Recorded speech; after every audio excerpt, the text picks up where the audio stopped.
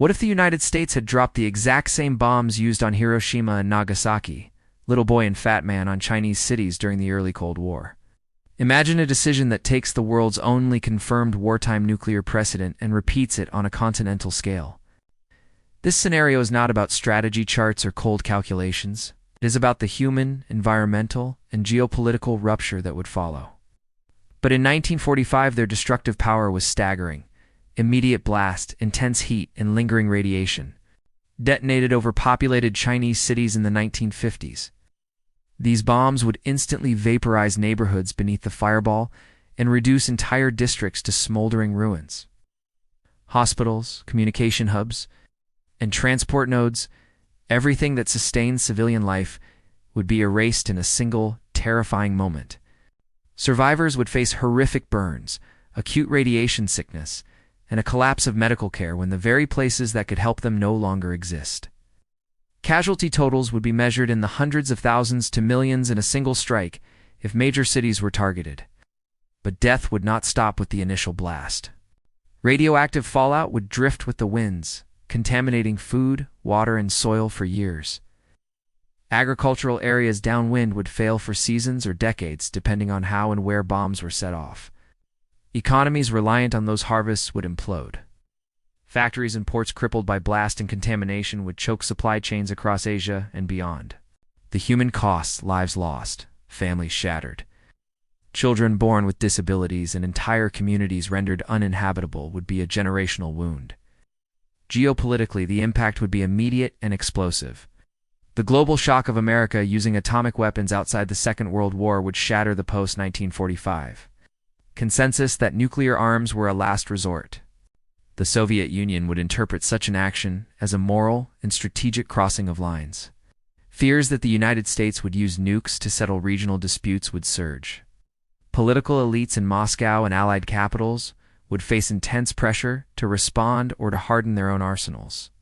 An arms race already accelerating in the 1950s would acquire a new, blood-soaked urgency. Nations would race to obtain not only deterrence but preemptive options. The regional consequences would be brutal and swift. China, reeling from devastation and national humiliation, would face choices: retaliate conventionally, escalate with its own nuclear program, or attempt asymmetric countermeasures. Even a purely conventional Chinese response: mobilization. Massed offensives, guerrilla campaigns would plunge East Asia into prolonged bloody conflict. If China perceived existential threat to its regime, the risk of nuclear retaliation or of delegitimizing restraint would rise drastically. A nuclear exchange between superpowers, once considered unthinkable, would suddenly sit closer to the realm of possibility. International institutions and norms would be fractured. The United Nations and neutral states would condemn the action. But condemnation alone would not reverse the material devastation. Political alliances would realign.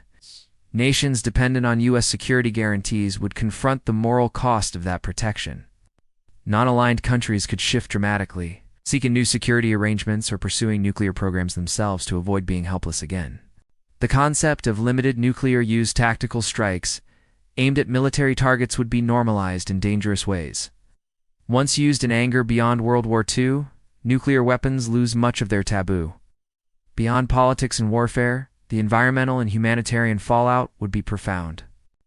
Nuclear detonations release particulates and soot into the stratosphere.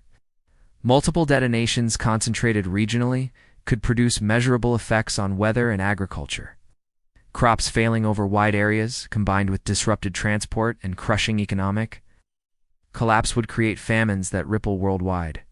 Refugee flows on an unprecedented scale would strain neighboring countries, creating humanitarian crises that international relief apparatuses, themselves destabilized by geopolitics, would struggle to meet.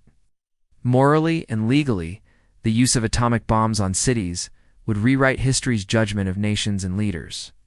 The line between military necessity and crimes against humanity would become a central debate in international courts, scholarship, and public memory. The United States' self-image as a protector of a rules-based order would be profoundly damaged. Long-term soft power and diplomatic influence would suffer in ways that military victory could never repair. Finally, the domestic political aftermath in America would be tumultuous. Support for leaders who authorized such strikes would fracture as the scale of human suffering and global fallout became undeniable. The moral costs visible in newsreels, refugee images, and testimonies would haunt public discourse for decades. The generation that witnessed those strikes would carry an altered understanding of warfare into politics, art, and collective memory. In short, dropping Hiroshima and Nagasaki-scale bombs on China would not be a quick path to a solved conflict.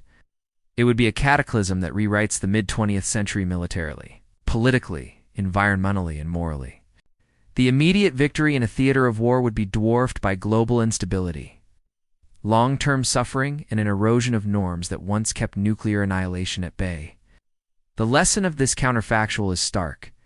Nuclear weapons are not merely bigger guns. They are instruments that transform war into a civilization-level peril. Their use reshapes history in tragic, irreversible ways.